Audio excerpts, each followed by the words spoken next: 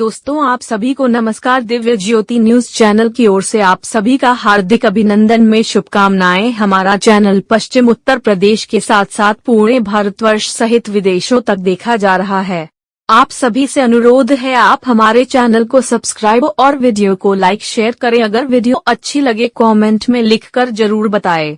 लोकसभा 2024 के चुनाव में मुजफ्फरनगर से केंद्रीय मंत्री संजीव बालियान के चुनाव हारने के बाद पूर्व विधायक संगीत सोम व पूर्व मंत्री डॉक्टर संजीव बालियान के बीच जुबानी जंग शुरू हो गई है। वह दोनों प्रेस कॉन्फ्रेंस करके एक दूसरे पर आरोप प्रत्यारोप लगा रहे हैं। आरएलडी के आने से बीजेपी को फायदा हुआ है या नहीं हुआ? मुझे नहीं लगता, क्योंकि हम जो सीटें जीत रहे थे हम उन्हें भी हार गए। क्या मकसद है, क्या कहना चाहते हैं? देखिए, पहले तो मैं आप सबके माध्यम से पूरे देश की जनता को बधाई देता हूं कि जिन्होंने भारतीय जनता पार्टी और एनडीए को इतना बम्पर वोट देके तीसरी बार देश के यशस्वी प्रधानमंत्री नरेंद्र भाई मोदी जी को बनाया। मैं आज आपको बुलाने का एक विषय था कि कल हमारी पूर्व सांसद जी ने एक प्रेस की है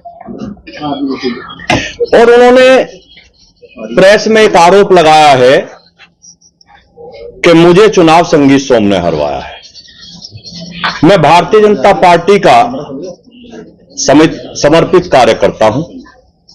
मैं भारतीय जनता पार्टी का वो कार्यकर्ता हूं कि जब उत्तर प्रदेश की सरकार ने आतंक मचाया हुआ था, समाजवादी पार्टी की सरकार ने, तब भी अपने उत्तर प्रदेश की जनता की बात हर फोरम पर उठाई।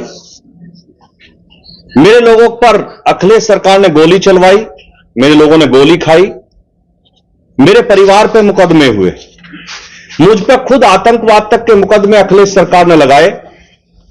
मुझे जेल में रखा गया, 700-800 किलोमीटर दूर मुझे जेल में ले जाया गया और उस जेल को खाली करा दिया गया, जिससे मेरा मनोबल टूटे। मैं भारतीय जनता पार्टी का बिल्कुल समर्पित कार्यकर्ता हूं। चुनाव हराने और जिताने का विषय किसी के दिमाग में आता हो तो वो गलत है। चूंकि मैं भारतीय जनता पार्टी के लिए काम करता हूं, किसी कैंडिडेट के लिए काम नहीं करता, मैं कमल के फूल के लिए काम करता हूं। मेरी पार्टी ने मुझे जिम्मेदारी दी गई थी कि सरधना विधानसभा पार्टी की जीतनी चाहिए। इतनी विपरीत परिस्थितियों के बाद जब सरधना में कोई विकास ना हुआ हो, सरधना की जनता पे मुकदमे कराए गए हों, सरधना के लोगों को जेल भेजा गया हो, लेकिन उस विपरीत परिस्थिति के बाद भी भारतीय जनता पार्टी सरधना पे बराबर रही, हार कर नहीं गई। हारने का कारण माननीय मंत्री जी को खुद देखना चाहिए कि वो बुढ़ाना जैसी विधानसभा में क्यों हारे, वो चरथावल जैसी विधानसभा में क्यों हारे। हमारी वो विधानसभा है वे जिसमें वो कहते हैं कि मैंने विकास के नए आयाम रचे हैं। मुजफ्फरनगर विधानसभा हमारी ऐसी विधानसभा है भारतीय जनता पार्टी की, जिस विधानसभा को विपरीत परिस्थितियों में भी भारतीय जनता पार्टी 30 से 40 हजार वोटों के मार्जिन से जीतती है। लेकिन इस बार उस विधानसभा को भी हम 800 वोटों से जीते। खतौली विधानसभा हमारी ऐसी विधानसभा है जिसे 30 से 40 हजार मार्जिन से पार्टी जीतती है, हम उसे भी शायद 2000 वोटों से जीते। हम मुजफ्फरनगर की जो माननीय बालियान जी की हमारे भाई हैं, जो उनकी घर की विधानसभा है चरथावल और बुढ़ाना, वो उन्हीं दो विधानसभाओं पे हारे। तो उन्हें चिंतन मनन ये करना चाहिए कि आखिर मैं घर की विधानसभाओं पे क्यों हारा। पार्टी के अगर वो समर्पित कार्यकर्ता हैं तो हम कार्यकर्ताओं का एक फोरम होता है। अगर किसी ने कोई गलती करी है, किसी की कोई शिकायत हमें एक दूसरे से है, तो हम अपनी पार्टी फोरम पे बात रखेंगे। पार्टी का हमारा प्रदेश नेतृत्व है, हमारा राष्ट्रीय नेतृत्व है, हम अपनी बात वहां रखेंगे, ना कि मीडिया के सामने रखेंगे। मुझे तो मीडिया के सामने इस बात के लिए आना पड़ा क्योंकि मुझ पर नाम लेकर आरोप लगाया गया। मैं भारतीय जनता पार्टी के अपने नेतृत्व से यही कहूंगा कि इस सारे विषय की जांच होनी चाहिए। मैं भी 2022 में चुनाव हारा था। कारण क्या है मैं कुछ नहीं कहूंगा, लेकिन मैंने पार्टी को अपनी बात बताई और पार्टी ने उसकी जांच की होगी या कर रही होगी। मैंने कभी भी मीडिया के सामने हार का ठीकरा किसी के सिर पर नहीं फोड़ा के। मैं संजीव बालियान जी को भी यही सलाह देना चाहता हूं कि पार्टी के कार्यकर्ता के तरीके से आप अपनी बात रखिए, पार्टी फोरम पर रखिए, मीडिया के सामने मत रखिए, चूंकि हम घर की लड़ाई बाहर नहीं ले जा सकते। और मैं विपरीत परिस्थितियों में, मेरी पर्सनल नाराजगी होने के बावजूद मैंने संजीव बालियान जी को सरधना पे चुनाव नहीं हारने दिया। मैंने इतनी मेहनत करी, कार्यकर्ता लगने के लिए तैयार नहीं थे। चुनाव के दिन आपकी जानकारी के लिए मैं बता दूं, जो हमारी पार्टी के बस्ते गए वो भाजपा के बूथ अध्यक्ष से लेकर सपा के बूथ अध्यक्षों को दिए गए। लेकिन उस परिस्थिति में भी हम लोगों ने भारतीय जनता पार्टी को चुनाव जिताया। भारतीय जनता पार्टी का कार्यकर्ता ही चुनाव जिताएगा, ना कि समाजवादी पार्टी का कार्यकर्ता चुनाव जिताएगा।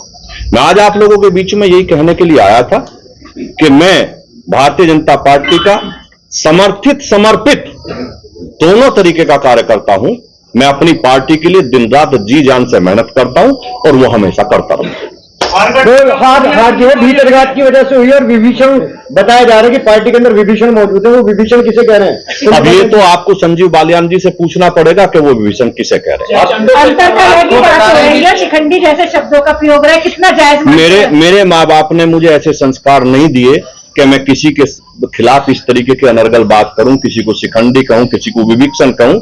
मैं केवल इतना कहना चाहता हूं कि मेरे माँ बाप ने मुझे ऐसे संस्कार दिए हैं कि मैं किसी के बारे में खराब शब्द ना बोलूं। बालियान कह रहे हैं मेरा पानी उतरते हुए किनारे पर अपना घर मत बना लेना, तो लौट कर फिर आऊंगा, क्या कहेंगे? ये तो उन्हीं से पूछिए कि वो क्या कहना चाहते हैं। लेकिन पत्थर पे सिर पटक के कुछ नहीं होता, पत्थर पे सिर पटक के कुछ नहीं होता। समंदर को वापस आना नहीं आना वो उसे पता होगा। अच्छा सर, सुन साहब आपने जैसे कहा कि कोई भी अगर बात की तो उसे पार्टी फोरम में रखना चाहिए था, तो आपने भी एक कमेंट बड़ा ओपन में किया था कि उनका स्तर इस लायक नहीं है कि मेरे से बात कर सके। तो आपने मेरा वो बयान सुना होगा, शायद आपने ये बात नोट नहीं करी होगी कि मैंने वो बयान कब दिया था। उन्होंने 2 दिन पहले कहा था कि संगी सोम विनाश की राजनीति करते हैं। मैं कभी विनाश की राजनीति नहीं करता, मैं विकास की राजनीति करता हूं। और उसी का कारण है मैं हारने के बाद भी मैं 12 में जीता। जितनी वोट मिली उससे 1.5 गुना ज्यादा वोट मुझे उसके बाद मिली, 17 में मिली।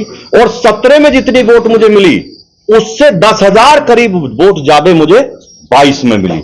अगर मैं विनाश की राजनीति कर रहा होता तो लोगों का आशीर्वाद मुझे बढ़ता नहीं। वो अलग विषय है, हारना जीतना एक अलग विषय है, लेकिन मेरा वोटों का ग्राफ कभी नहीं गिरा है।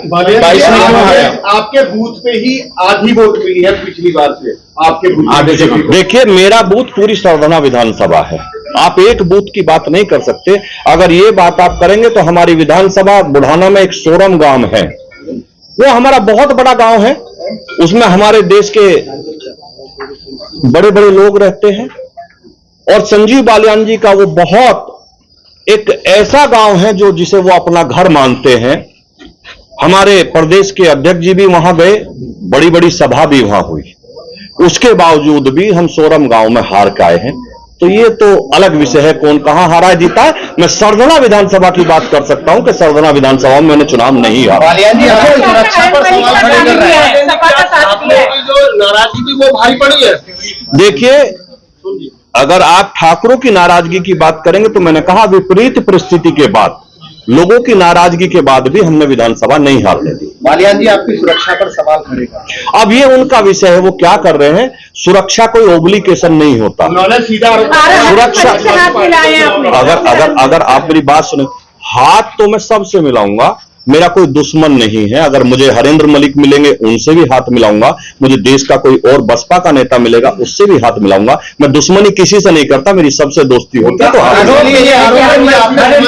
चुनाव लड़ाया और सरकारी सुविधाओं का आप आनंद ले रहे हैं। मेरे पास कोई सरकारी सुविधा नहीं है, सुरक्षा सुविधा नहीं होती। सुरक्षा इंटेलिजेंस की देन होती है, वो सरकार की नहीं, वो तो विपक्ष के नेताओं को भी मिली होती है। इतनी जानकारी सब लोगों को होनी चाहिए। सोम साहब बालियान साहब ने एक स्टेटमेंट दिया है, उन्होंने कहा है कि उनकी हार में एक बड़ा मुद्दा था जो वोट्स में डिवीजन का होगा। इसको आप भाजपा के परिप्रेक्ष्य में किस तरह से देखते? देखिए, मैं फिर कह रहा हूं, हिंदू वोटों का ना निकलना, कम निकलना, डिवीजन भी बोला उन्होंने। मैंने बता रहा हूं, हिंदू वोटों का कम निकलना, किसी कारणवश उनमें डिवीजन होना, ये हार का बड़ा कारण है। आरएलडी के आने से बीजेपी को फायदा हुआ है या नहीं हुआ? मुझे नहीं लगता, क्योंकि हम जो सीटें जीत रहे थे हम उन्हें भी हार गए। आरएलडी के हिंदू वोट डिवीजन को भाजपा के परिप्रेक्ष्य में किस तरह से देखते हैं आप? देखिए, मैंने आपको बताया, ये पार्टी का विषय है, पार्टी इस पर चिंतन मनन कर रही है और पार्टी इस पर देख रही है कि ये डिवीजन क्यों हुआ। चिंता